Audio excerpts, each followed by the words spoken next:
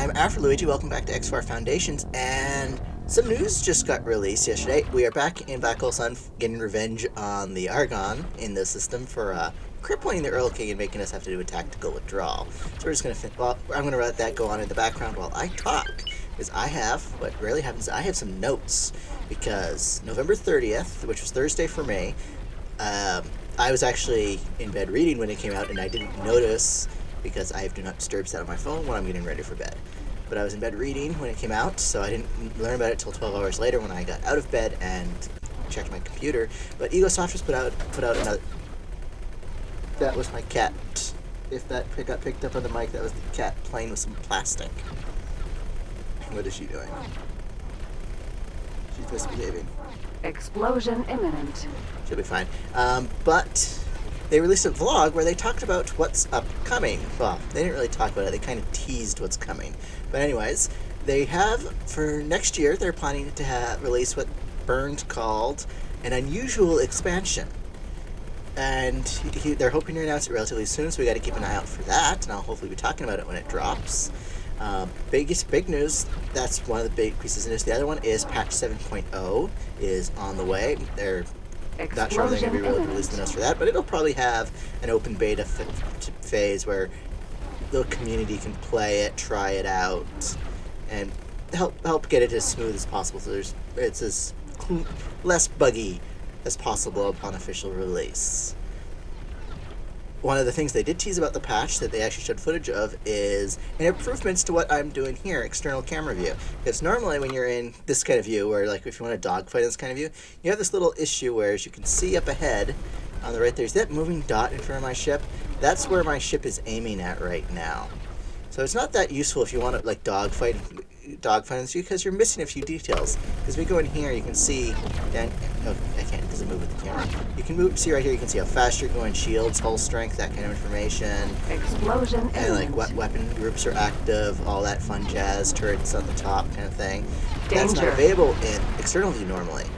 That's going to be available. They showed footage of it in the vlog. That's going to be soon. You're going to be able to, in external camera view, see all that information. Not sure if it'll impact this camera view, but definitely for this camera view, you'll be able to enjoy those perks, which will be handy for people who've been asking for that for a while. So you can have a more freelancer kind of gameplay, because I remember freelancer was big. Actually, I think that was the only option, freelancer. And so that's that. I mean, another thing there's going to be dropping, hopefully in the 7.0 patch, is people have been asking, since the Teladi got updated and the split ships are really good, the Terran ships are really good, is for the Teladi and the Argon to get some love. Now, what I was surprised about is both factions are going to get some love upcoming. Hopefully in patch 7.0, but we'll have to wait for the official announcement on that. But they showed the Pelican E and the Behemoth E, so they're doing it the same way they did it for the Paranid, where the old ships still exist, but over time the factions will start employing the new ships. We probably won't be able to enjoy that stuff in this save. I'm kind of wanting to kind of push through this series to kind of get it done, help the Xenon take over, especially since they should start steamrolling fairly soon. They should reach a critical mass point where the factions can't resist well enough. Imminent. The thing I am most excited about for the upcoming patch is, or maybe in the DLC, I'm not sure where they're talking about it. I think they were leaning towards it more being in the DLC, but apparently the way it was worded was an existential crisis as a challenge for endgame players. What's that going to be? We have no idea what's going to involve. Once again, no idea. All we know is there's hoping that there's going to be this existential threat, some sort of crisis for endgame play, so that like once you like this point in the gameplay where there's not a lot that can challenge us, or my other saves, you get to the point where you have all these assets and not a lot to do with them, and at that point you usually start terraforming because you have all this money, nothing to spend it on. Spend it on planets terraforming them. So, but we'll see what that ends up being. I am looking forward to that myself. There's a bunch of options on what it could be. It could be the return of the Raider species that I don't like saying the name of. It could be some sort of Xenon CPU ship fleet coming in with this huge death ball. Who knows? There's lots of options they could be doing. We'll see what they do, and hopefully, since the way they're doing it, if they're putting it behind Hopefully they put it behind like a little plot or basically some sort of giant sign that says go no further unless you want to unleash the threat. That's what I'm hoping, so you can opt into it, not stumble into it. Because that last thing I want, and that's one thing I don't like about the Boron DLC. Explosion imminent. Once this defense station's down, I'll show you. Because that's one thing I didn't like about the Boron DLC. Is actually, I can start describing it right now. Because in the Boron DLC, they added a new way of getting the player headquarters. If you start the Boron DLC, if you start your game with the Boron DLC, the way you get to the headquarters is you just fly to Heretic's End. It's there waiting for you. There's no story, and it's in Heretic's End, and that's the fact I don't like. Explosion imminent. Because I'll be able to pull up in a minute. Because before, no matter what, the headquarters would end up in Grand Exchange, which was a nice central, safe area. That's the key thing I like about it, and what I didn't like about what the Boron DLC did. Which once with this, actually we can park here. We're not being targeted, so let's go out. As you can see here, not so much in my safe, but Grand Exchange here, it's relatively safe. To get to your Xenon space, you have to travel all the way over here, and that involves the Xenon being able to pass through Second Contact, Holy Order space, Paranid space. It's relatively isolated. There's not a lot of threats. You'll have the odd raiding party, pirates, not a huge threat. Maybe avarice if the ships wander off, because it's on. Actually, even then, it's fairly roundabout to get there. It's a nice, safe place for the headquarters of Grand Exchange 1. But if you start off in Heretic's End, it's right here. Heretic's End has Xenon sectors. They start off Xenon sectors here. It's all Xenon in my save, but you start with Xenon sectors over here in Emperor's Pride, over here in Tharka's Cascade, even more up here in Rise Defiance and Matrix 598. That's a lot of Xenon, and the Xenon will be pouring into your save into Antigva's Choice.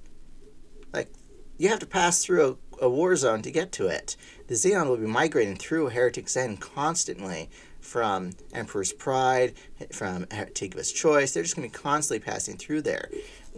Like, I remember starting at Boron save, or the DLC save, I was constantly having to defend my headquarters, and I don't think that's a good introduction for new players.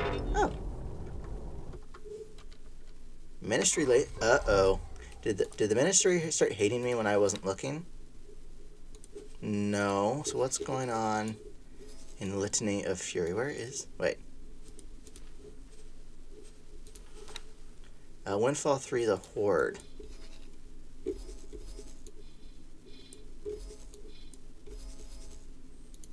What? Okay, just remove that. Just kind of go.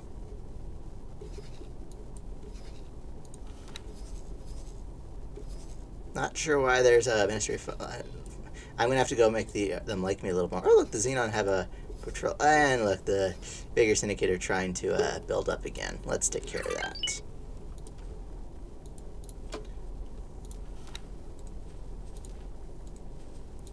There. So, but now, Black Hole Sun 4 now belongs to the... Yeah, as you can see, my fighter swarm here is just kind of patrolling. This Black Hole Sun is basically fallen. Well, half of it's fallen. Let's see, is there anything else? Now we have to wait for the Xenon to put down another defense platform. I did off camera clean up Second Contact Flashpoint. I still got to go up and do Argon Prime. And I also cleaned up Black Hole Sun for the most part. Oh, I should send another ship. Can we grab a Maria? Yes. Where is it? Actually, a couple hexes off. There we go. So let's have a look, see if the Xenon are advancing anywhere. Nothing there. Yeah, I definitely hurry up and wait point now. The main thing is the news of the upcoming expansion, patch 7.0, all of which looks to be super exciting and has me pumped for more playing through more. So yeah, what about Guiding Star? They're not trying to claim Guiding Star. Oh well, that might stay gray. That might have been a mistake on my part, trying to take that. So now, oh, I haven't checked the Void yet. Nope. If they're moving to the Asteroid Belt, I'm not going to help them, no. Yeah, just gotta hurry up and wait now while the Xenon get ready to expand again. But that was the big news, is that, so why don't we, let's have a look around. What is there? We could go take out that defense, the Argon trading station over there. Oh, yeah, I'll deal with that off camera. I'm definitely curious on what the existential crisis is going to be. And that's the way he worded it, crisis. So I'm wondering if they're borrowing an idea from, like, Paradox Interactive games with, like, in Crusader Kings you have the Horde mechanics with Genghis Khan, and if you had that one DLC, like the Aztecs would invade Europe or whatever, whoever they were. Which, ahistorical, but that was honestly my favorite DLC for Crusader Kings 2. And like for Stellaris, you had the Praetorian Scourge, the Unbidden, and the Contingency. I think were the 4 of them, and then there's a couple mid-game crises. So I wonder if they're borrowing that kind of idea for X4. Just after a certain point, either like assets or a plot gets completed, suddenly something opens up a gate somewhere, maybe over here, or just like a doom sector, like it's parked right there, just starts spilling things out. Who knows? We'll have to wait and see. So I'm going to make this one a super short one, just because that's mainly all I had to talk about. And we were going to get revenge on Black Hole Sun. Actually, you know what? Let's do it. Alright, that is a station. I'm like, what am I looking at? Let's go take out the Argon trading station. With the Keter Polar Guard guy. I wonder where he's going to go.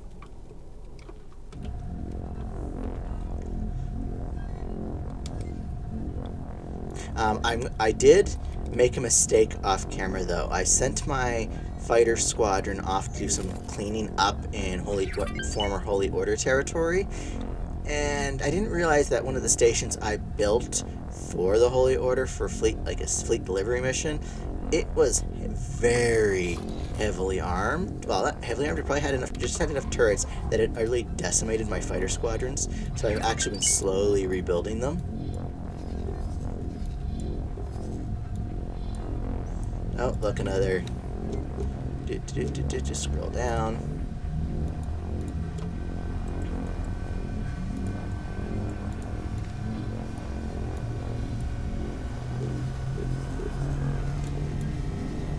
I wonder if I've been getting the odd illegal kill notification from the Ministry of Finance, which is why I haven't been trying to keep my rep high with them. I'm just constantly just keeping it above -15, so they're not, so I can trade with them now and then for the headquarters stuff, and as well as just making it so they don't attack my assets. It's because I still got my headquarters in Teladi space, and I'm not ready to go to war with them until at least I'm ready to put up a strong defense against the headquarters. As we know, the moment I start declaring war on the Teladi, the headquarters is in trouble, because I'm not moving it. I'm going to keep it there. So I need the Xenon ready to help out.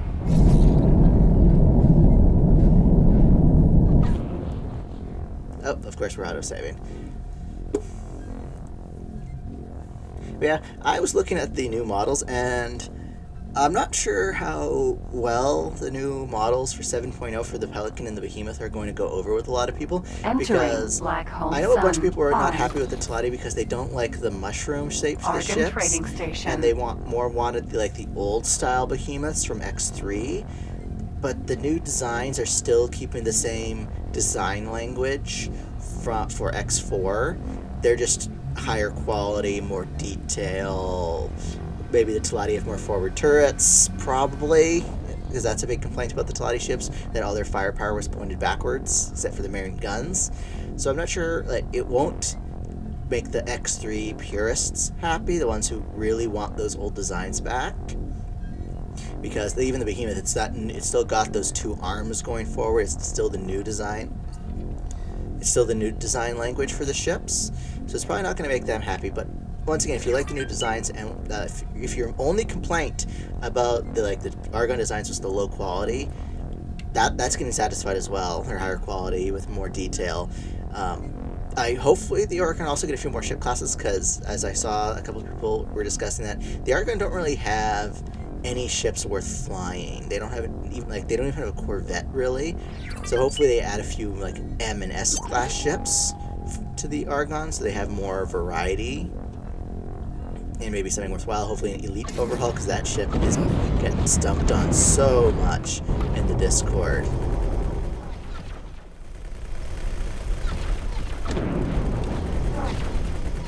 Okay, let's see. Does this thing have any defense platforms? I'm not seeing any. Oh, here comes the drones. Oh, there's a defense platform. Defense module right there. Between the piers. And they've got turrets. Of course they've got turrets, but they have L turrets. Actually, let's find out. Pause. It's getting nice and close. You know what? I don't actually see any L turrets. So we'll keep moving to the drones to take our stuff down, but I don't think this trading station is going to be any sort of challenge. Imminent. I just want to destroy the trading platform, because trading platforms, I haven't read too much up on how trading platforms for the NPCs work. I know they still act as kind of a resource sink, but I wonder if they also kind of balance resources where they generate some now and then. So I'm just doing this mainly to be safe, because I'm not sure if these are a resource source for the Argon as well. Danger. One thing I find fascinating is that the Xenon don't seem to be targeting the Teladi too much. They seem to be mostly focused on other factions. Like, they'll defend against the Teladi, but they're not going on the offensive against them.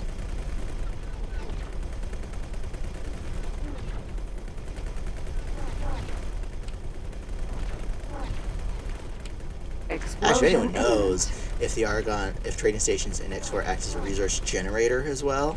Danger. Oh, all its turrets are gone. Explosion So, yeah, I just checked. So yeah, this thing is now utterly defenseless, aside from the drone swarms. So let's get up and over it. If we're above it slightly, we can target the docks more. Because right now, actually we can also target the stuff inside these cargo modules. Should I grab a blueprint for the 8M docks? Oh well, it's not like we need them in this save.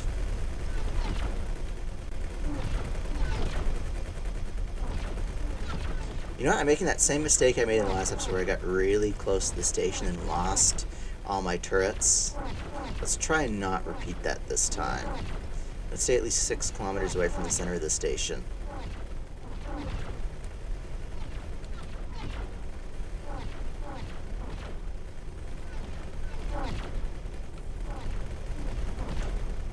Man, this thing, of course this thing has a lot of drones though. It has its central trading of all things, so of course it gets lots of supplies to build drones.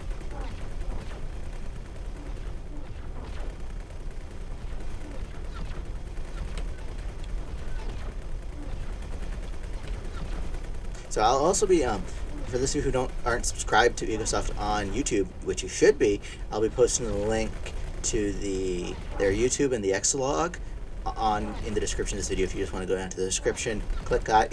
I don't even care if you leave this video at this point. This video is basically done. I'm just going to destroy the station. This episode's over. So go watch the Xlog. I don't care if you leave. Which I am being honest. Actually, just go watch that Xlog. I'm going to end the episode here. I'll see you guys in the next episode. Bye.